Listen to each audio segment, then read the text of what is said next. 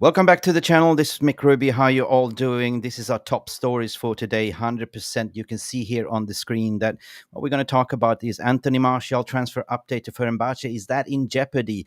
These reports claiming that Martial is kind of looking to stay and walk away as a free agent. I don't really like what I'm seeing here. I don't really like what I'm seeing, but we're going to talk about that as well. Top story number two, Sofyan Amrabat exit. Reports claiming that Manchester United will not go for the option to buy in this summer. If you remember, we paid about 8 million for the loan fee services and with an obligation to buy. We talk about that as well. Top story number three, Casemiro loan deal. I mean, Manchester United was reported that secretly, trying to push Casemiro out of the door and been offering him to Barcelona. They blankly rejecting. We're going to dive into that story. Is it fake news or is it some true stories in it? Top story number four, Hannibal Mejbri next move to Sevilla. Is it happening? Is it not? We are happy for Hannibal, but is it a permanent or is it a loan? And finally, we're going to talk about the latest paper talk transfer news. Guys, stick around. It is showtime. We're going to talk about this all cool and composed with Mark as well. It's showtime. It's showtime.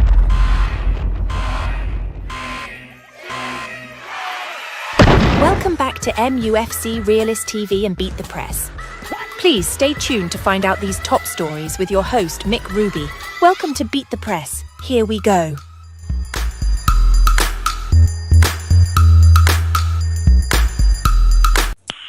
Okay, let's go. People, welcome back to the channel. Hope you're doing well. This Thursday, of course, we know we're playing football over the weekend. We're playing Spurs, but today we're going to talk about the latest transfer mess, as what Manchester United is being reported. Obviously, we are stint, we are broke. We're not really going out for anyone until we get the people out of the door. And the one that's gotten out of the door is 100% Jadon Sancho, that is completing his medical. I think that personal terms has been agreed, and Manchester United will recuperate somewhere around 4 billion. Oh, sorry, not 4 billion. That would be something. 4 million. But the latest is also regarding Antony Martial, which is currently sitting on 300k per week. That is such a crucial update. Reports came out to say that Antony Martial is reluctant to leave. He's more than happy to stick around for his contract, and rightfully so, because he can then sit out his contract and be a free agent for the rest of the season. I mean, guys, I want to hear from you guys as well. What are you thinking? What are you thinking about this? Because if you're a player, you certainly don't want to be forced out. You earn more money if you can stay out your contract. Your contract running out in this summer, you can certainly leave and just be a free agent and take a more sign-on bonus. On the other hand, for Mbappe, they've been kind of negotiating, and I've been hearing rumblings that they might come to a solution today, but we don't really know. I mean, Athletics was reporting that he might stay. I don't know. I just want him gone, 100%. I just personally want to sort of put myself in a car, driving to Heathrow Airport or whatever, Manchester Airport, and just ship him off to Turkey and Fenerbahçe. And by the way, they have very good food in Turkey, Anthony, if you're listening. Get it done, get it done. But also, top story number three, Sofyan Amrabat exit. As alluded before, Manchester United has to make a decision. It is kind of been unveiling scoop the other day that the decision is to retain or not to retain Sofyan Amrabat, as per recent reports. What led to this move? Is it because we are broke, or are we looking for something else in the summer? We don't know, but we know that we triggered the loan deal with an obligation to buy in the summer. We were too broke. We wanted to go in to buy him full for 20 to 25 million pounds. But however, it came down to that we didn't have any money. So we came to a smart solution with Atalanta to say, listen, not Atalanta, Fiorentina, to say, listen, we'll pay you an up loan fee right now. And with a year, we have an obligation to buy. What a mess. But finally, also Casemiro loan deal to Barcelona was also reported that, if you remember, they are the high earners, Casemiro and, Varane. They're the two top earners in the club next to Marcus Rashford and Antony Martial. And we've seen that the club wants to optimize, want to trim down the wage bill. There's been some rumblings report that Casemiro might not be the one to ship him off. He's got 2 years left on his contract. And lo and behold, they've been having conversations with Barcelona and Real Madrid, potentially for a loan deal. Barcelona kind of came out to say, go look for another safe haven. We don't want a Real Madrid reject. And, we're going to talk about that as well. But what's going on also with the top story number four, we're talking about Hannibal Mejbri, a talent that everyone Manchester United fan is wondering. We're seeing his potential. Sevilla is kind of now leading the race, and it's been reported to say that he favors to go to Sevilla. Sevilla wants him. Sevilla wants to offer loan fee with an obligation to buy in this summer. Guys, I want to hear from you guys. I want to hear your opinion. Let me know. Good morning to you. Good morning to Mark as well. How are you doing, Mark? You are on mute. Good morning Good morning, morning, everyone. Good USA. morning. How are you doing? Sorry, I've been on mute. My bad, guys. But like Silence is everyone is golden. saying, Silence is golden, Mark. sometimes it's golden. I'm trying to be like Ivo Bosic today. Wake me up on February 1st. Oh, The no, no, news no, has no. been No. Listen, you got to be like that Wham song. Wake me up before you go. Or hang on, like this transfer market, it's like that Avicii song, like wake me up when it's all over. yeah, big you know This what one, I mean? And it's like, like Evo Botches is also saying something I would also agree with. You can never blame a player for the contract that the club gave him. You know what I mean? The contract they gave him put us in this mess in the first place. Could we yeah, really blame him for deciding to stick to his contract? It's one of those things. this one of It those. gets me mad. And then Yarley's coming in saying, didn't Marshall say he wanted to play for France again? If that's the Yeah, but there case, he was. needs to leave. Did you see that? Basically, there was a report. There was never contact between him and the French club. Which was it? I can't remember which French club it was. Marseille. Marseille, yeah. Martial in Marseille, Martial, yeah. Anyway, we're going to talk about that story later on. So please, guys, welcome. Smash the like, guys. Welcome to the stream. We are a little bit late, but it's Thursday after all, and we are here for you guys anyway. So please like and subscribe to this video. Let's continue, Mark. What do you have to say? What is the VR room saying? Big up to Stephanie Griffith as she says Eminem reunited again. Eminem, that's a good one. I like Gali Eminem. Malmin is coming in. He says the loan deal to Barcelona makes no sense since Barcelona is more broke than United. Exactly. I kind of agree with that Echo that. situation. We're going to talk about that too. Stick around for that one. We're going to talk about that 100%. one. Yeah. Just Steele is coming in again. Great. No Amrabat means more McTominay. Yeah, really. More Jeff. McTominay. More McTominay. No way, man. Get No, out of it. man. Yeah, No way, man. No way. I can't deal with that one. That one's going to hurt. I can't. Jeff Steele is also coming back in. Future, hey, we could all be doomed. Trump is favorite to win again. Play the trumpet, Trump. Yeah, true.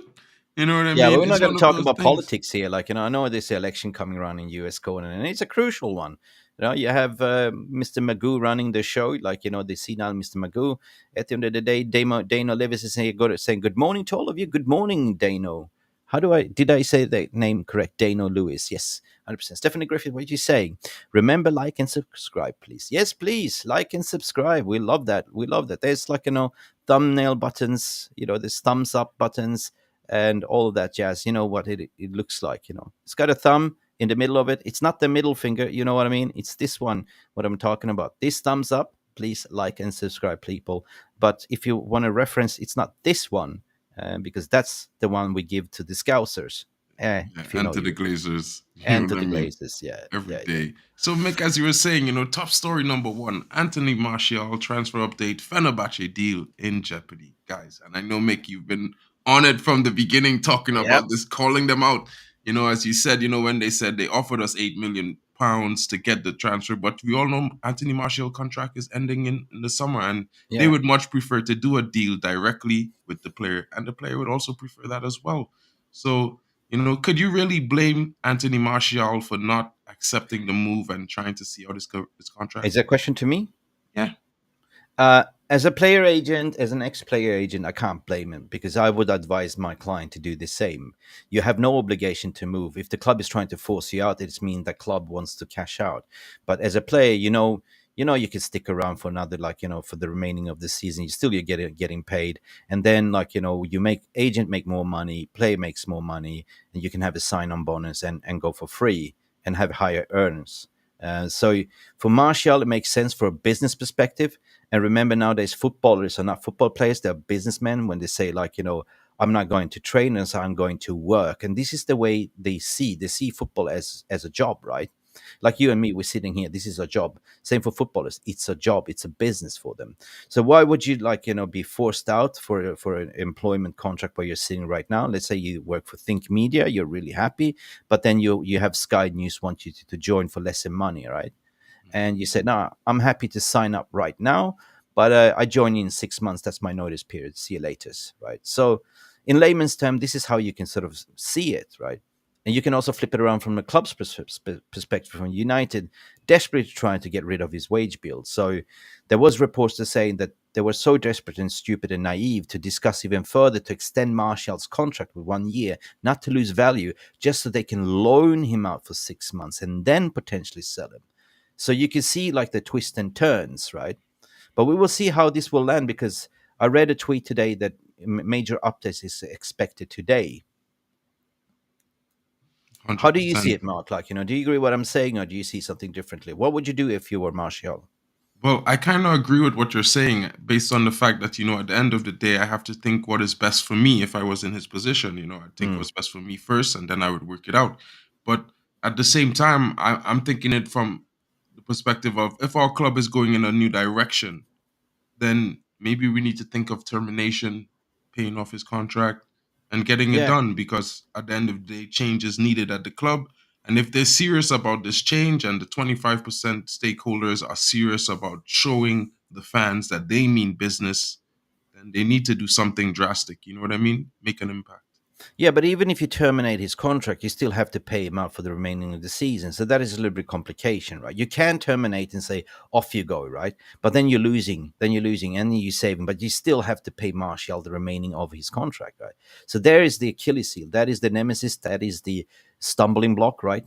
They thought about doing the same thing with Jadon Sancho, just to rip him off and pay him off. But you still have to fork out. And this is something that we don't have money at the moment, because you see now how the Ineos so-called visitors right now, they've not really been ratified or approved as of yet, but they are there just in beginning, just to make sure they get a head start. It's like you standing there running a 100-meter whatever sprint or something like in the Olympics, and you cheat starting, right? You give it a head start, and you will get go back to the sim bin. And this is kind of what Ineos is kind of trying to do. They're trying to get a head start, but who knows if it will be approved or not. I was watching Alice Talks Football, our good friend Alice, and she was saying, she did a beautiful video, a 10 minutes video, to say that Joel Glazer screwed the Glazers, screwed Ratcliffe, and say, because apparently there's now saying that Glazers have to have this final say on the CEO, right? So now you can see how things are interlinking. It's been reported to say we will have Jean-Claude Blanc, but that is the Ineos preferred choice. Then the Glazers have to also say that we need to prove. And then you see in that, there's been reports regarding David Gill being involved. So maybe they're looking at David Gill as a potential CEO return back, right?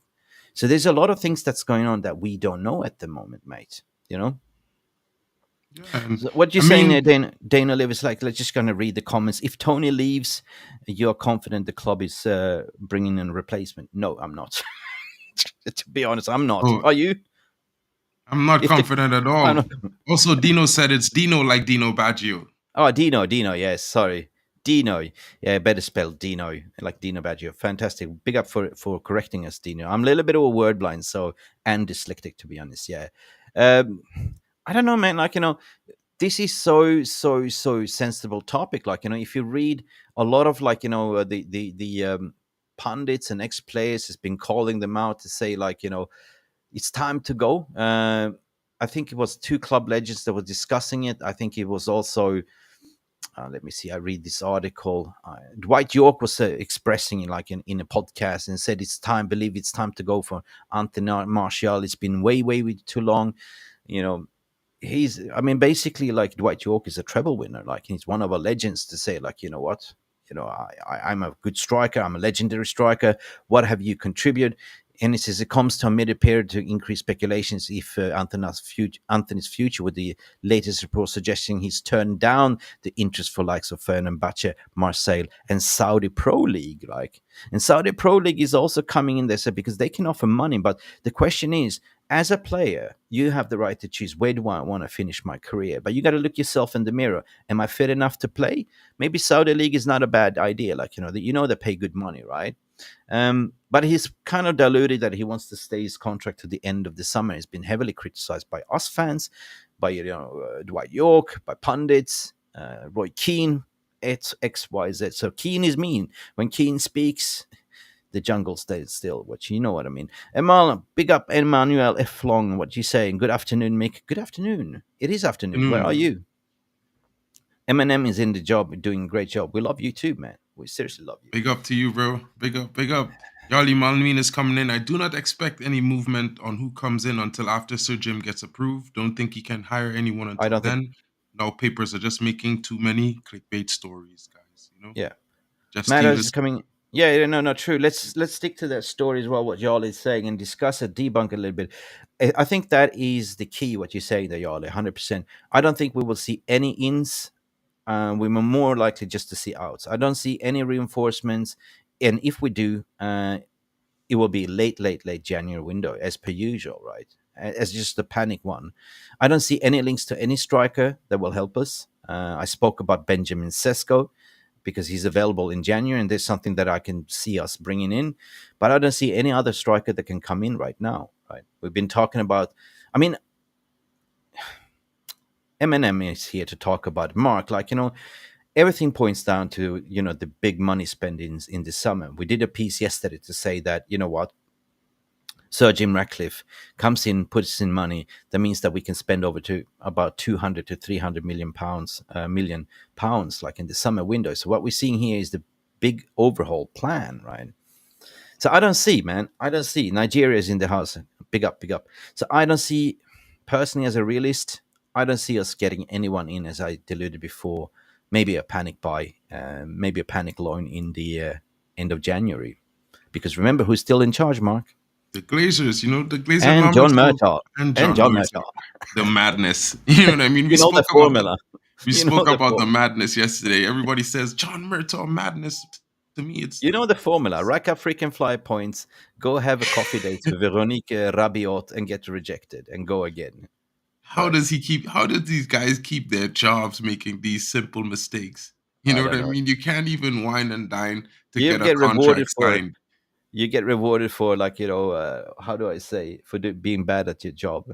Same as current politicians in EU as well. You do a bad job, you get promoted. It's a mad world, right? It's like Manhouse saying. Abdul Bashit is in the house saying, if Martial leave, we should do a loan deal for a striker. The better option in the summer. And that better option for me is Benjamin Sesko. That is available. I did report. I spoke to Graham Bailey for 90 minutes about it, and he reported back in, I think it was Christmas time, about this. It's been silent since, but maybe that is an option. He's on the list, right? I don't see any other striker that can come in and do a job at the moment. They're all gone. Timo Werner went to Spurs. Who saw that happening? But who else?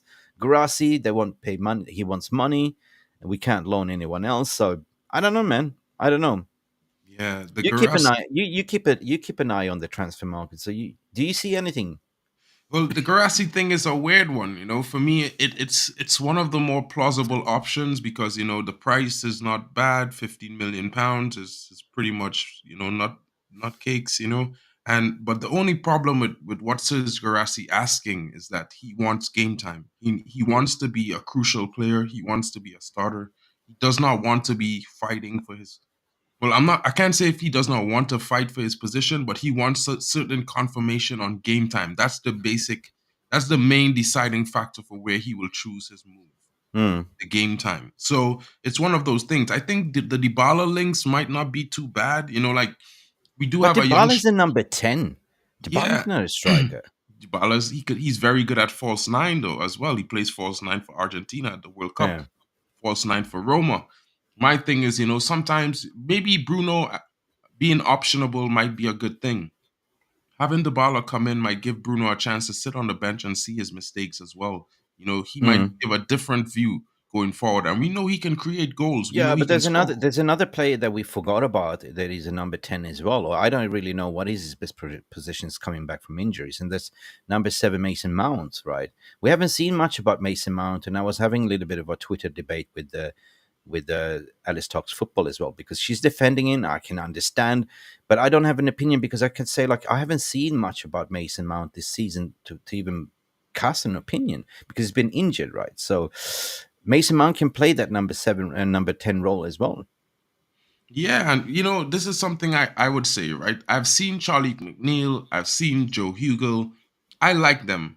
I think they could develop. You know what I mean? I would maybe give McNeil a chance since he's been out on loan. He's been getting some chances last season. We have seen before he went on loan. So I think maybe we give him a chance, look for something that would secure maybe the defense or secure the Yeah. midfield and use what we have because we have a lot of young talent. So it Yep. might be against the grain. But Yeah, I have two things here I want to come back with you, but I heard that Hugel is going out on loan. I read that today, right? He's going out on loan. But yep. guys, I want to engage with the VR room as well, guys. Who do you see? Do you see Manchester United bringing in a secondary striker at all? Smash in January. If yes, smash a one. If two, you don't believe it, right? No. So one for yes, bring in a loan striker. A two means that no, you don't think so. All right. I want to hear from you. Start your voting right now. I don't know. Me personally, I don't see it unless Martial goes. If he stays, we have no other option than just use him as a secondary striker, and that is kind of sad, isn't it?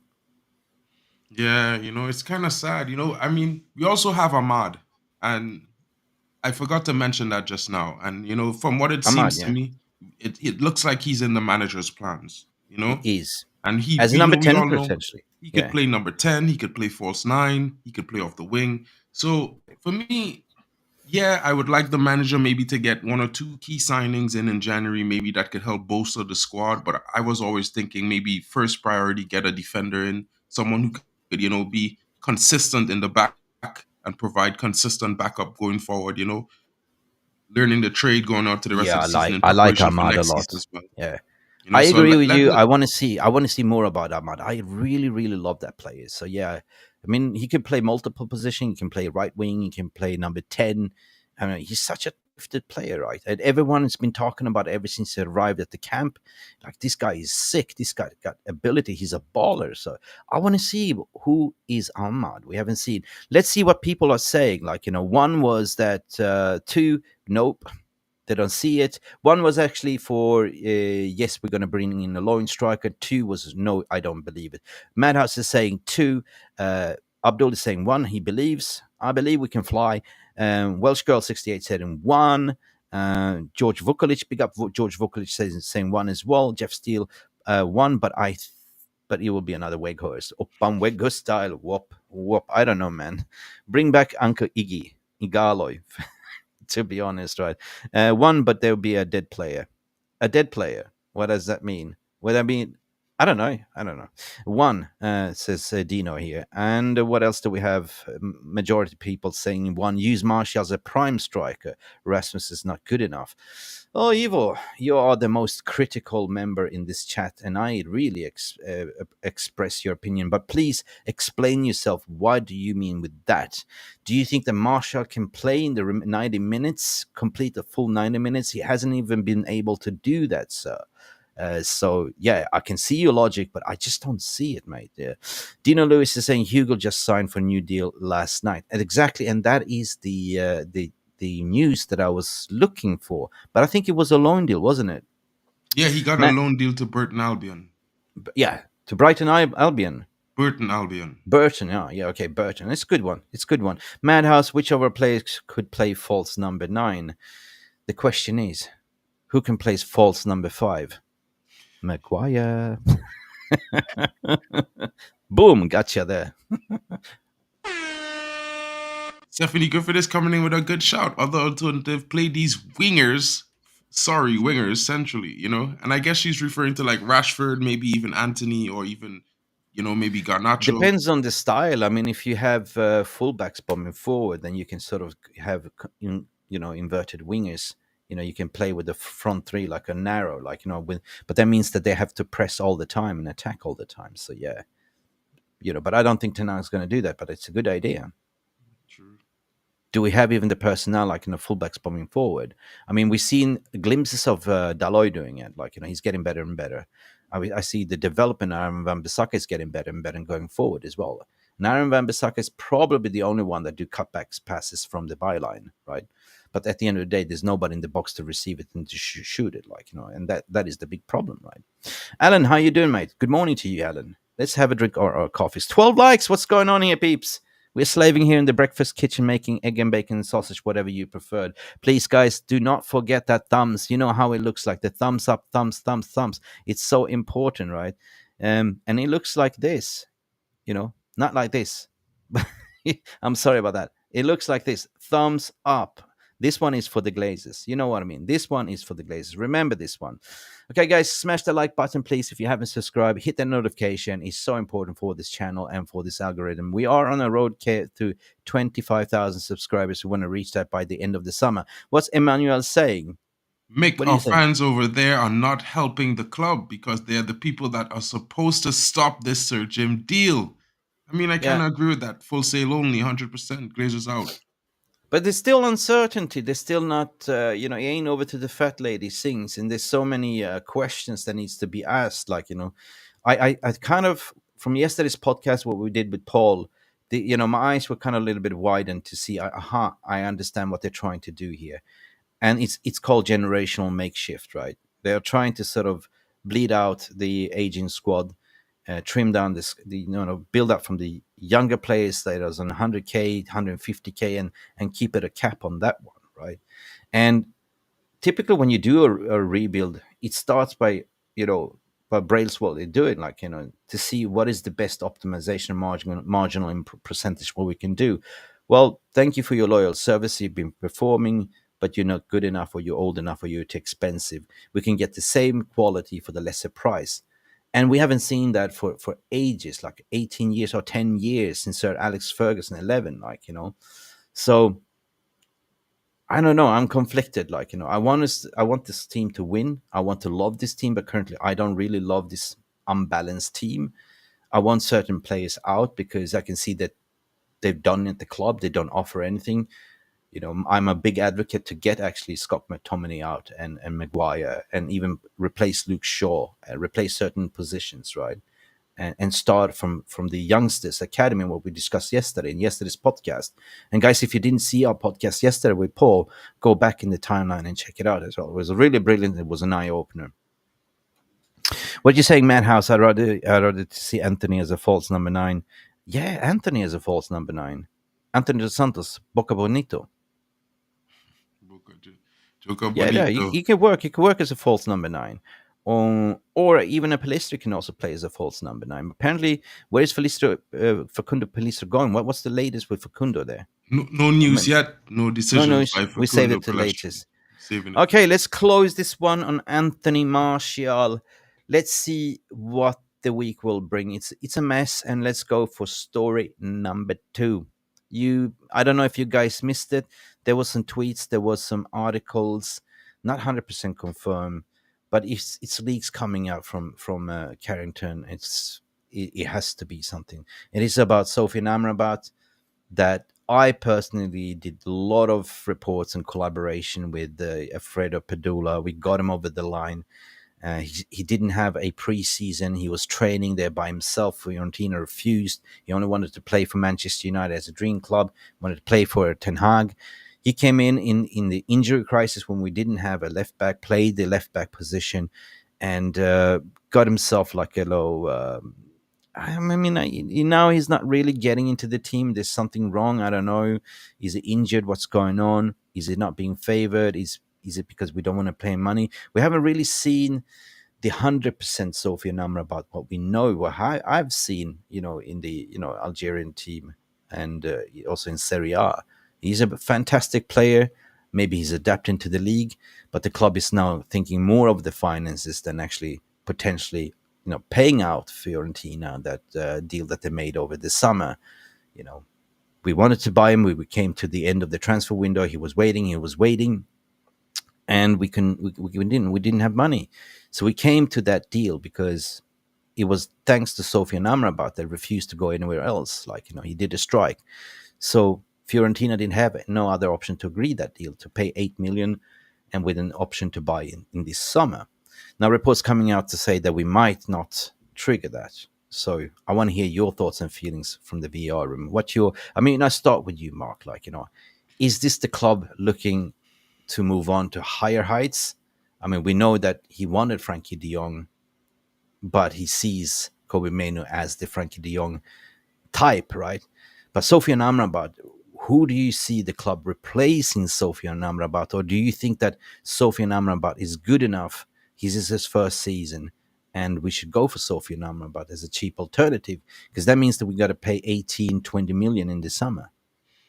Well, if I look at it from one perspective, briefly on the side of the club, I would say maybe they would be looking at the finances, since the new people coming in would want to cut some of the finances because so they can make room for the players they want to bring in.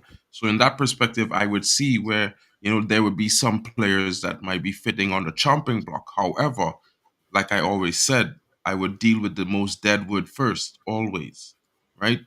But again, some of the most deadwood might be poster boy names for the club, so they might not be the chomping block. They will go for the easy targets, the new boys who just came in, loanees who they don't have to, agree to. They don't owe them any gratitude, really, to be fair, like business terms. So, personally, I think Amrabat could be given some time.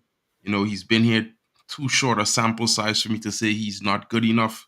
You know what I mean? He's had good games, he's had bad games. It's one of those things. Football is up and down, so it's not like linear for me. Just like Yeah. you always keep saying. Let's go into the VAR room. I see Yeah, some of the guys, let guys us already know what give you some think. opinions. I personally favor Amrabat. We did a lot of hard work on this channel to sort of, when people were downplaying it, we were the only one. We actually broke the story that he was coming together with Alfredo Pedula, and I haven't seen him being used properly. I mean, barring that he didn't have a preseason, was getting him back into the fitness. Not playing for the Moroccan team, to say, actually he's going to AFCON right now to play, so that's good because he deserves it, right? Mhm. And that's for him playing fit. But when he was at Morocco, he was such a professional to say, look, I want to focus on my Manchester United career. I remember when he was interviewed by Sky Sports News as well, and he said basically, like, football is the way of life. Somebody taught me that, it was Ten Hag, like, and she said, what do you do in your spare time? Like, I honestly, I don't have any spare time. This is my job. Like, I train well, I recover well, I eat well, and try to always prove myself on the pitch. Like, that's it. Like, that's true professional. This is a player that I think the mentality that we need at the club, not these pompadons, the prima donnas that think more of the social image and they see football as a paycheck, not as a footballers. And that's the thing today. Lifestyle. Footballers, some people are good at football, so they only play because they're good on football. That sees that as a job, but they don't see it as a passion, right? It's a paycheck to paycheck, right? So we need those mentality players that there are those kind of professionals. They live, breathe football, and they want to improve. Like, and this is something that you can call marginal improvement all the time. Like when you go to the gym, you want to start lifting heavier and heavier and heavier. So you lay 100 kilo bench press, and you do that for 1 week, and next week you're stronger. You put 110, and you go up like an incremental model. This is the mentality that I want to see footballers to be recruited in for. You look at your ability and also your mental strength. Like, do you want to be a winner? We don't have winner currently. And to get rid of those players like Varane and Casemiro, you're actually getting rid of experience and winning mentalities. What is the VR room saying? Ivo Bosic is coming in. We can't let Amrabat go. Who plays left back if Dalo or Aaron Wan-Bissaka gets injured? LOL. Yeah, I see Jeff Alvaro Steelers Fernandez. coming in saying Mick McTominay is going nowhere. Every manager seems to love him. Definitely not if Amrabat is leaving. Oh God, nobody. Every fan channel, every fan sees it. Like Jeff, if you are Dale Brailsford, if you are Sir Jim Ratcliffe, who's apparently going to attend at Old Trafford against Spurs, you will see first-time experience. If you come into Old Trafford, you will see what kind of shite player he is. Keep him on the bench, ship him off you go. Everyone sees what's the problem is. When you currently have Rashford starting, Rashford number one, and Scott McTominay, Yeah, You we're might as down well to play with 9 nine men. players. You're playing Down with to nine 9 men. players. You're playing with nine Totally. players. 100%. You know, Yeah. Amrabat he's one of the few players who always shows for the ball. It's one of those things that I like about him. You know what I mean? Yeah. Brendan Show yourself. Chappell is coming in. Amrabat isn't a certain starter, but can be used in different roles, kind of like Yeah. Phil Neville did. I agree with that as well. Yeah. So let's say the hypothetical. Let pause there. Let's say that club is looking forward to ship to sell Casemiro, right? Then Amrabat should be the one that keep on a lower wage, while letting Kobe Maino being the understudy. Kobe Maino right now is learning, the Premier League. He's doing brilliantly, overachieving on the expectation. But the boy has talent. But to play him right now as a youngster, week in and week out, it's not the solution. Therefore, you need an older, experienced player to sort of offload him, right?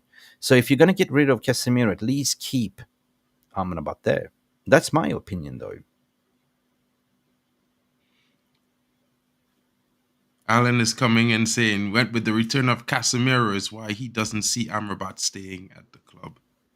Well, depends on what the club wants. And that's the thing, guys. And if we're going to wrap this up, if we're going to wrap up this conversation, it all depends on what happens to Casemiro. Casemiro has 2 years left on his contract, right? 2 years left on his contract. So if Casemiro stays, perhaps the club see that it's a, what do you call it? What do you call that word? I keep forgetting. A surplus of requirement in that Surplus position. requirement, yeah. In that position. But he can definitely be utilized as a squad player in multiple positions. So I wouldn't say no, because Casemiro for me could play more advanced forward, right? And Kobe Main or Amrabat can play that number 6 role. You know, I think that Casemiro offers more, like, being an offensive midfielder, playing next a little bit of advance about the CDM. He bumps forward. He's very good. He scores goals on his head. Is very dangerous. So I would definitely see him as a weapon, not as a CDM, as a number 6, but more as perhaps a number 8. What do you reckon, Mark? Well, I reckon it could be like, what Brendan Chappell says, a bit of both. You look at the players right now, you see what players on the pitch make the other players around them better, and then you make decisions on who should be exiting. Like I Yeah. like Amrabat's, the way he calls for the ball, he shows for it, he's not afraid to get into tackles, Okay. he can make good passes. These things, Kobe Menu, what I mean, Dan Gore Okay. Jr. Fantastic. Guys, let's do an engagement poll in the chat. Let's do what we usually do. Number 1, press smasher 1 if you want to keep Amrabat at the club. 2, ship him off. I mean, get rid of him. Like, start the poll right now. 1, to stay. 2, to sell. Right. George Vokalic, what you say? Mick and Mark, Amrabat is another Palistri. What does that mean? Is he another Palistri? A player that Doesn't get does well chance. in the squad that doesn't get enough chances. I think that's what he's True. trying to say. That is sad. Whenever I see Palista come on, like, God, he's changing the dynamics of the play. Like, we see Mahad, the house, coming in with 1 stay. Ivo Bossa says 2. Bestie says 1 keep. Vukalic says 1. Jeff Steele 1. There's a lot of ones coming in here as well. Baldy keeps subbing Amrabat. Yeah, but Baldy was the one that was pushing for Amrabat, so I don't really understand. Manager wanted to recruit, so I don't understand the logic and rhetoric behind it. And to be honest, Stephanie, it says keep. So majority of the fans, at least in this community, say keep 100%. Casemiro and Amrabat create steel wall in front of the back line, and that is the key, right? So if you Ten Hag, you say that your philosophy is to defend as 11 and attack as 11, then this is your option. When you play Scott McTominay and Rashford, you get attack as a 9 and defend as a 6, because actually they don't track back, right? 100%. In the And midfield, in the midfield we need zonal awareness and zonal awareness discipline, and that's something that Casemiro offers together with Amrabat. Scott McTominay, he doesn't even know, and that's what they call him, hide and seek. Like, where is Scott? Oh, he's further down there. He's supposed to mark this man. Boom, 2 goals scored. You look back in the replay. Scott McTominay, where are you? Not tracking you, man. Off you go. I'm not player FC, but I can see on the pitch what's working, not working, and hopefully Brailsworth. you can see the same thing. And like Yeah, Emmanuel is saying, Mick, do you see the way Amrabat plays? He doesn't go far from the center. If you paired no, him with Mainu, both of them would be a very good pair. yeah. And I agree with that. He sticks to the midfield. He does his He job. collects. Yeah, he drops deep. He collects the ball from the goalkeeper. He's the one that plays deep, collects the ball, transport the ball forward. That's transitional play. Like if you want to play out from the back, give the ball. Like collect the ball from the goalkeeper, transport it forward. One touch football, 1, 2, 3, and that's off you go. Right. That's patterns of play. Right. So definitely one for me to keep. I push number one, guys. I push number one. For me, stay 100%. Just still, before you go for the next topic, with all our injuries and potential of more than Amrabat must stay. He must stay. But this is something that they have an option to do in the summer, right? This was the article in the speculations, but they cannot do anything right now in January. But it comes to the summer where they try to trim the squad. It's potentially not to go for that 20 million. And I said that, yeah, that's stupid. That's cheap, right? That is cheap for a 27-year-old midfielder with international experience, right? That offers you more than even Scott McTominay can. 100%. Yeah. Anyway, top story number 3. This is the big one, guys. We've seen it all before. Casemiro loan deals talks. We've seen that the club is trying. They're looking at the finances. They're looking at where can we save the money. We know that Antony Martial, they're trying to force him out. And we know they've been trying to force Varane out as well with 1 year on the contract. We heard it, right? We're not going to extend your contract. We want to lower down your wage bill. You want to stay here, we can offer you 3 years contract, but on 200K per week or whatever that might be. But now they've also been attacking Casemiro on his injury, on his recovery, which is absolutely damn shameful to do. Let the guy recover, right?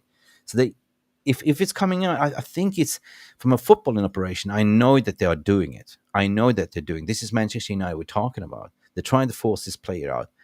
So they've been telling the agent, "Can you see if you can find a loan deal? Like, we would just want to save our money so we can go in the summer, right? Take one for the team." So there was reports about Real Madrid looking for him, and Barcelona was saying.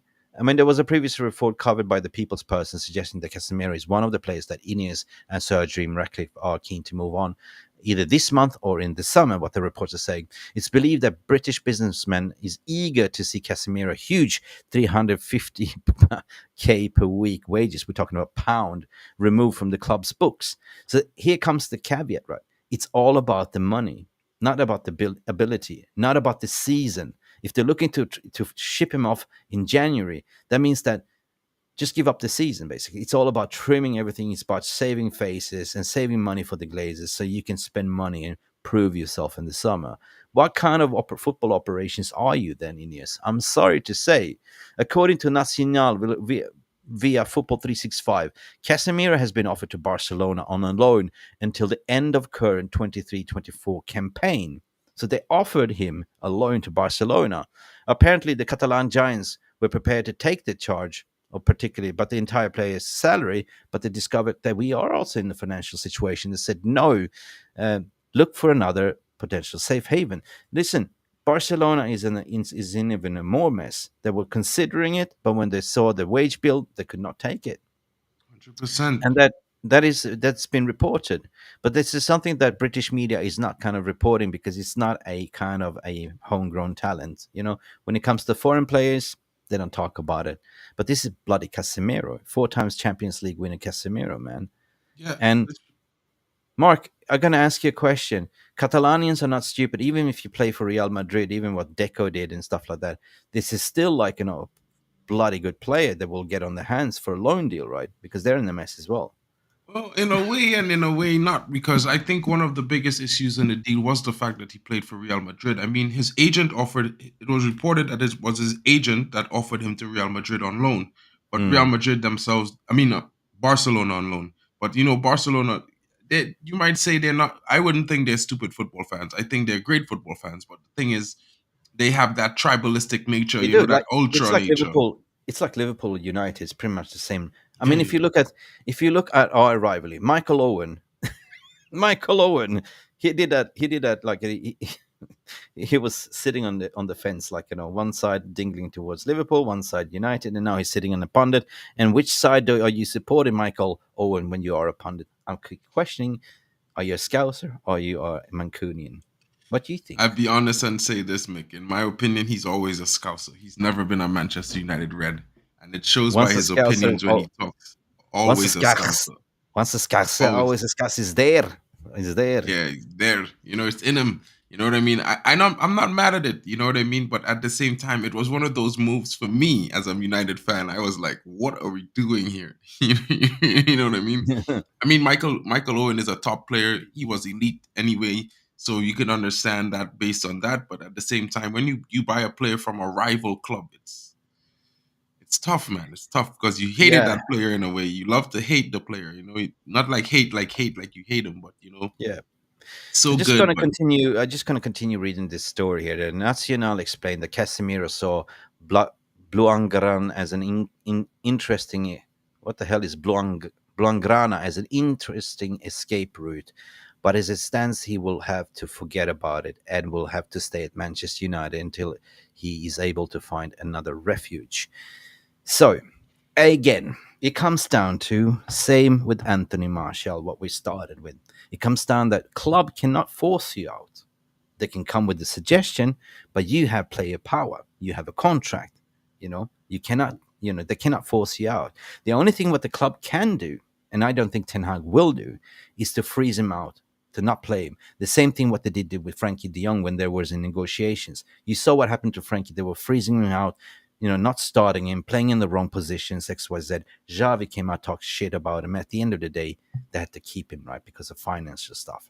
Now Barcelona is in financial issues. They're trying to get away. We know the story. And now, you know what? What's funny about it, these giant clubs, including Manchester United and Barcelona, is actually equally in financial mess. What the hell happened, right? What happened? Glazes happened. They haven't been investing one single penny. So the only positive what we discovered in yesterday's podcast with Paul White is that if Sir Jim Ratcliffe invests 300 million or whatever it was, that we actually increase our cash reserves. So the balance scorecard will be, the debt will go down and we can actually spend more money in the transfer market. So 16 likes. What's going on here, people? Is it too early morning? I Yeah, don't it know. is. Maybe, People are watching Goldbridge. probably. You know Yeah, how it is. get off But Goldbridge Stream. Come you here. know It's what? better. Come Be more come here. friendly. It's better for real. You'd enjoy it, have more fun. And as we talk about Casemiro, like it segues right into the next topic that we are talking about because we are talking about another United player that might be leaving Mm. either on loan, maybe we don't Yep. know if it might be Top permanent or story not. number 4. Hannibal Mejbri next Hannibal move to Mejbri. Sevilla. How is that going? Like the reports are the club has left it to Hannibal to decide. They gave him a new Fair enough. contract, which was successfully negotiated last week. Now he's deciding whether he's going to go to Sevilla or to Everton. But we know that if he goes to Sevilla, there's going to be a buy option clause and a buyback in the clause as well for the player. I think Yeah, I love him. he's a talented player. I think he has to mature a little bit as well, but I think the ability is there. At the same time, I would have liked to see him get the chances that McTominay has gotten, to be fair, because he made his debut this season, really full debut. In all honesty, if I had to argue for one of the youth players to get their debut or the chances that Mejbri had or McTominay had, I would either suggest Dan Gore Jr. or maybe Isak Hansen Oren. Yeah. You know, but as it stands with Hannibal Mejbri, he's just like Isak, a bit frustrated with lack of game time, not Yeah. getting the chances he Oh, thinks. fair play. It's fair play. Like you're training, and you're just waiting to get to your chance on the stage, and you're not getting it. Everyone's been there. It's frustrating. Look yourself, in compare it to your private life, Mark. Like it's like you've been training, you're training to get an opportunity. Like you're getting in fit, you're getting shape, but you're not getting picked to play. Of course, it's frustrating. Of course, you're gonna start looking elsewhere.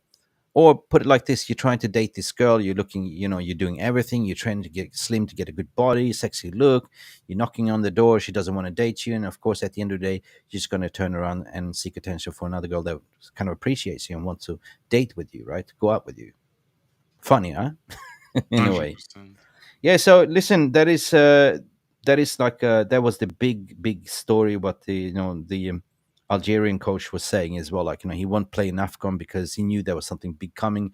Everton tried to hijack it, but Sevilla for him that's a good move, right? He Yeah, plays I in think say Europa League, Champions League, potentially playing in a warm weather, Spanish culture. Yeah, I think that will suit him, and definitely he will flourish and in another league, playing week in and week out. But we will see, because is it Sevilla, right? Sevilla, we had another striker that went out there. That was Antony Martial, which was shambles, like how they were treated our Manchester United loanee. So we will see how that will transpire as well. It was the same deal with an option to buy. And it didn't trigger it. He only featured They didn't two trigger it, no. games. No. Yeah. But What's Igor I Boss's? think Barch is So, saying for Hannibal, he needs to go for his own career. Baldermod would only ruin him if he stays. If Dan Gore is smart, he should consider Dortmund, in my opinion. I kind of agree with the first bit. The second bit, I don't really agree with, but everyone has their opinion. And the Dan Gore thing, I think Dan Gore is more in his plans than Hannibal Mejbri.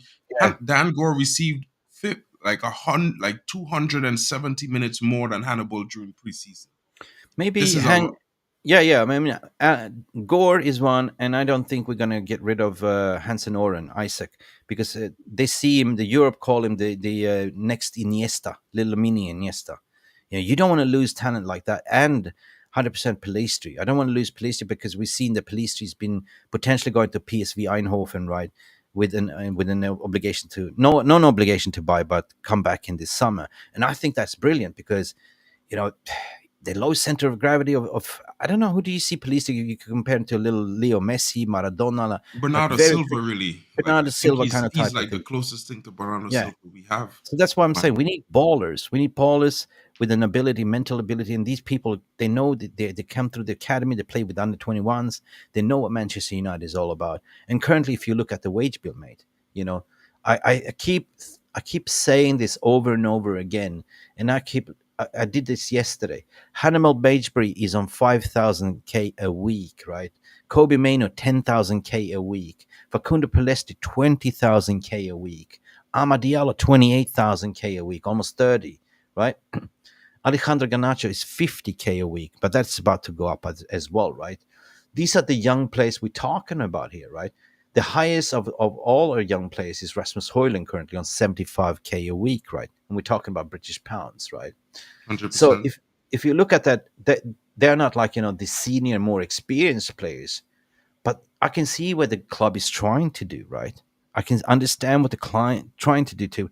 It was widely reported in January they want to sort of introduce a 200K wage cap, and this is the way you start. The generational makeshift, and then you take and you build from the bottom. I don't know what. I mean, I think that Gore will be on the same wages as Hannibal or Kobe Main on 10K a week.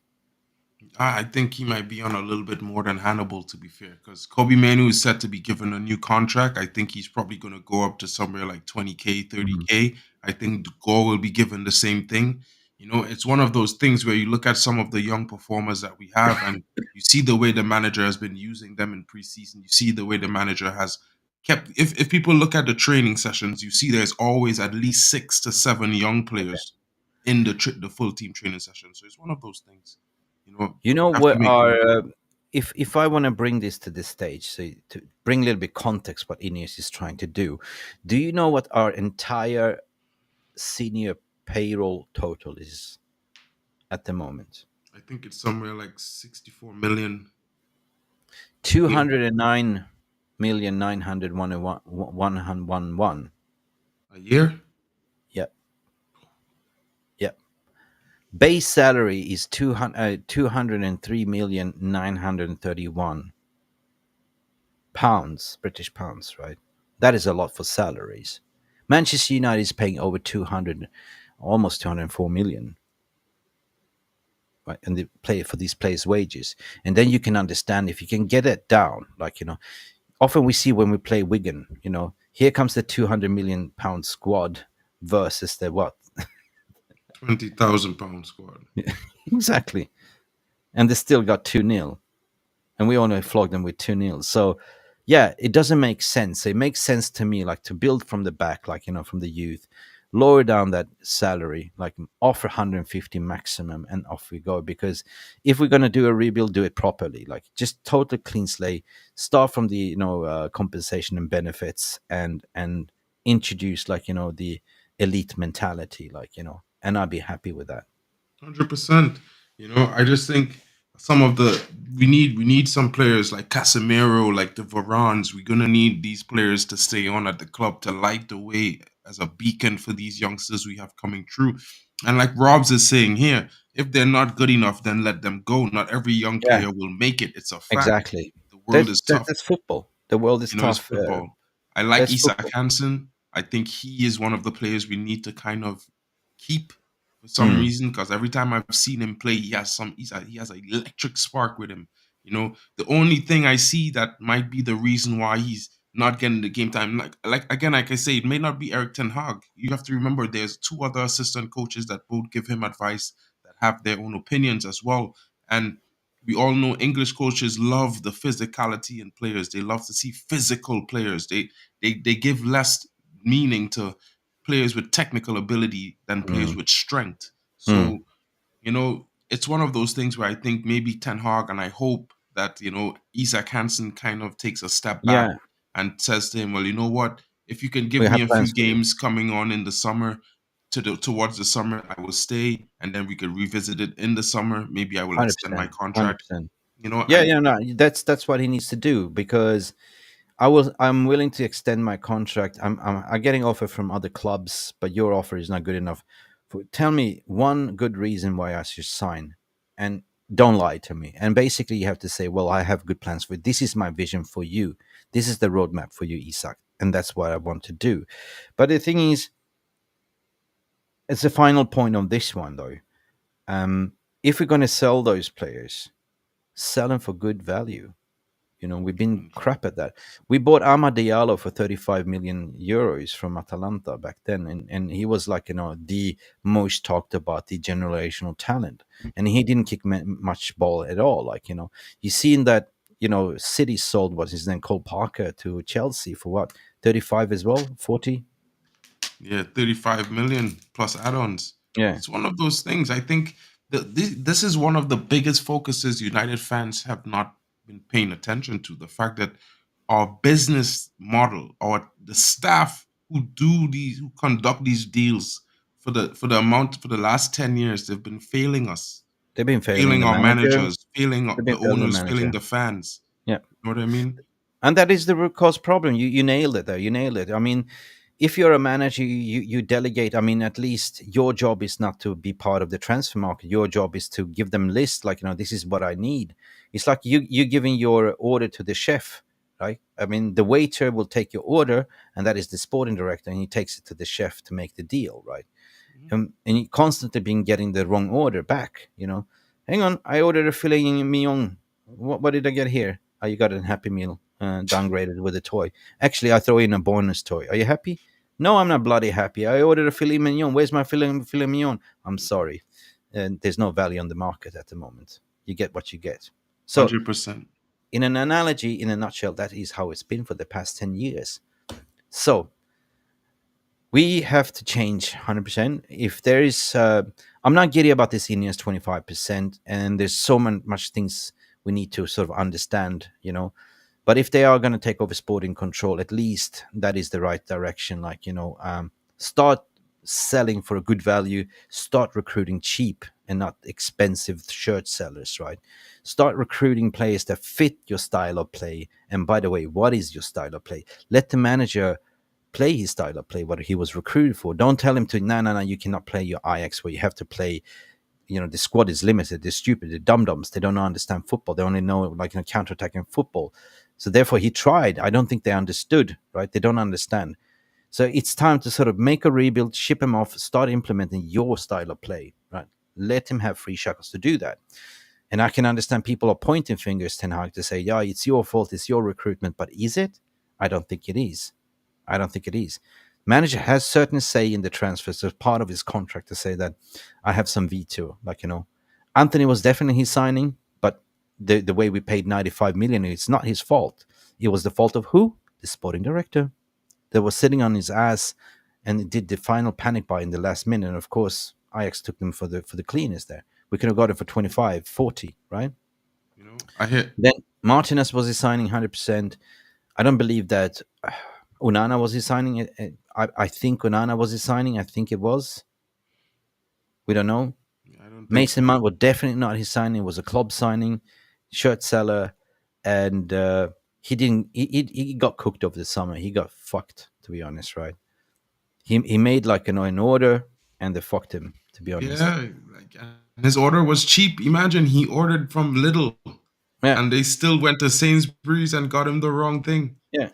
I'm not going to point the fingers at the manager because I do understand from a 360 holistic perspective what he's been dealing with.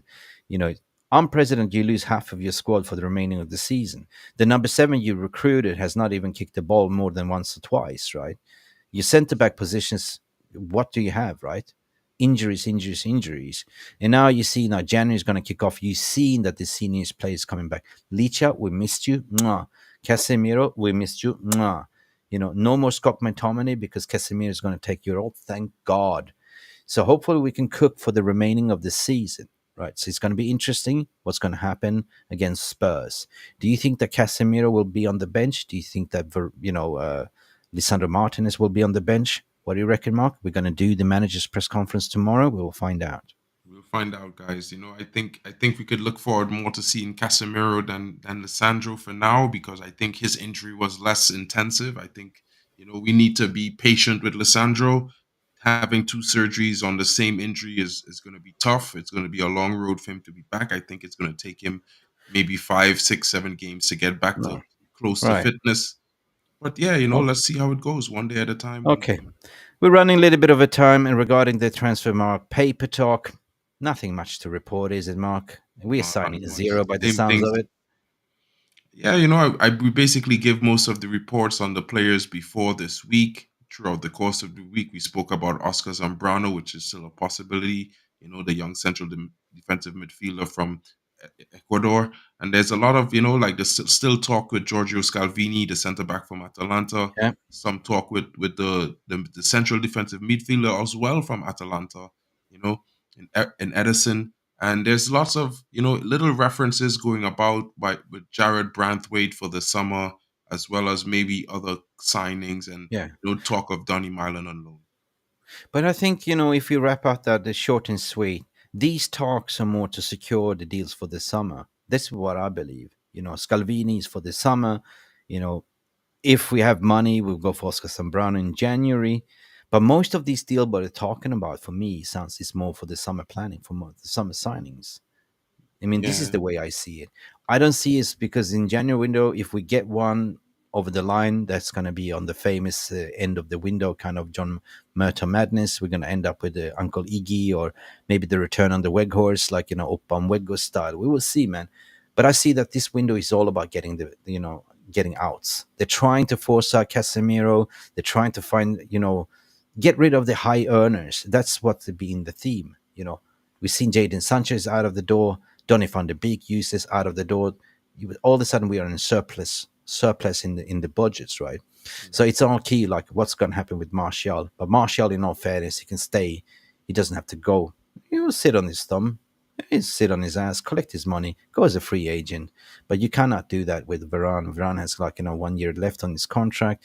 Either you extend his contract or you will lose him for a free. I mean, that's stupid, suicidal business. And also to summarize, Casemiro 2 years left on his contract. He ain't going nowhere, according to my opinion. So, guys, the transfer market looks bleak. Mark, as soon as we hear something, of course, we're always here to talk about it, cool and composed as a community. Even if nothing happens, it's so interesting just to talk about it, because you got to be a little bit of excited, right? yeah. And Madhouse is asking if we're not getting Tadibo. I just didn't mention Tadibo because as I mentioned earlier on this week, there's a clear running path. Ineos rejected. I mean, OG Nice rejected the bid of 35 million from Spurs, so he's not going to Spurs concurrently. Manchester United has a clear path, as you know, our 25% I investor think is there's a doing nothing. pre-agreement there for the summer already talking. I mean, again, it's all about lining up the ducks for the summer because it's clearly reported. We did a piece yesterday with Paul. We said that there's going to be about 300 million pounds for this summer, and they're going to probably go mad in the summer. And that means, and that's is only if they get ratified and approved, right? As well, yes, 100%. Because it makes Some no sense. Listen, it makes no sense for them to do any business right now in January when nobody's in control at the moment. it's a little bit of a deadlock between the Ineos side of it and the current establishment. So I 100%. don't see them doing anything other than just trimming their wage bill. That's it. 100%. Shipping people off loan, trying to sell, and that's the January window. Yeah. January window is pretty much a buyer's market more than the seller's market. So usually you have to sort of pull down your pants and get rid of them, like, to cheaper price. The 100%. advantage to, yeah. 100%. And I have to say this for GB again. He wants Giroud and Adama in our squad. And Adama, baby oil, grease me up. grease him up, grease him up. Whenever Obama comes in, he comes in like he's Johnson's baby oil, like sponsored. Try to catch down, me, shiny, like a shiny bodybuilder, skin man.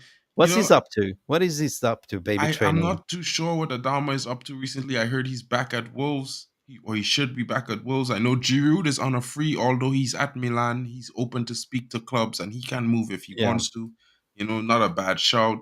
But I think, you know what? Not buying much players and getting some of the deadwood out this January window might be prime for the squad. With the amount of youth we have coming through, maybe it could force Erik ten Hag to give them more chances. And, you never know. The youth brings energy and unpredictability, and it might be a positive for the squad. My final thought on this one, Mark, I said it before. I'm willing to sacrifice this season for a proper rebuild. Like, for once and for all, get rid of the deadwood, trim the squad, start. If you're going to do a rebuild, do it proper rebuild. Because otherwise we're back here like every 18 months talking the same shit. You know what I mean? So I want to see it do it proper, slash it, fire them, whoever doesn't want to be there, but don't, for God's sake, don't keep the players that don't not deserve to be here. And you know who we're talking about, guys. Please, if you're listening, Murto, whoever is there, please get rid of Scott McTominay, get rid of Harry Maguire. Who else do we have to get rid of? Mark, your turn. What do you wish for?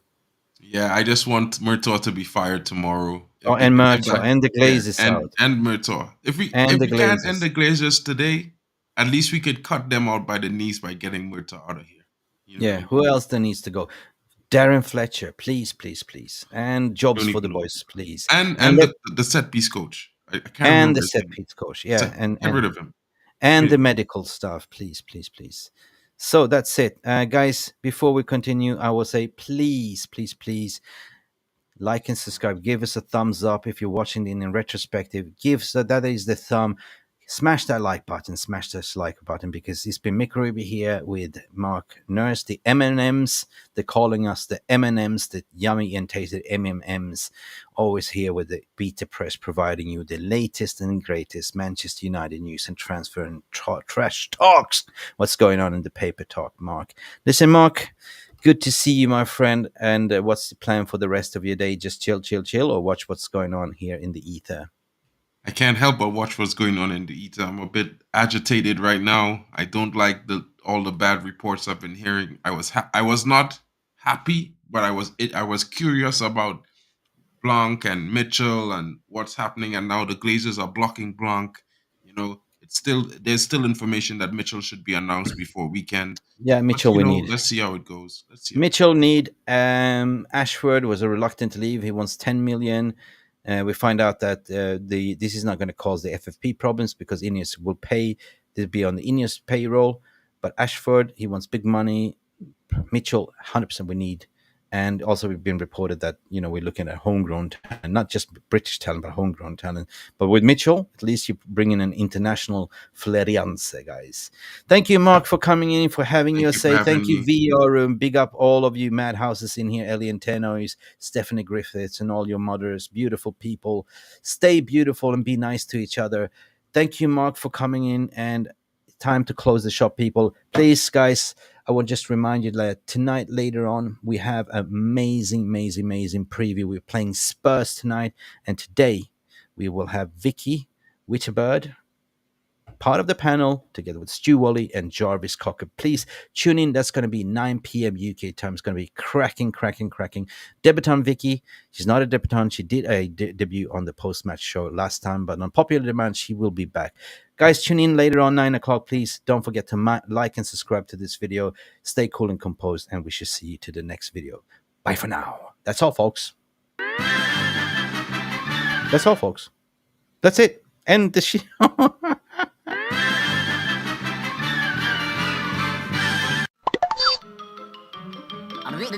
That's all, folks. Thank you so much for stopping by and watching MUFC Realist TV. Don't forget to like and subscribe and follow us on the socials.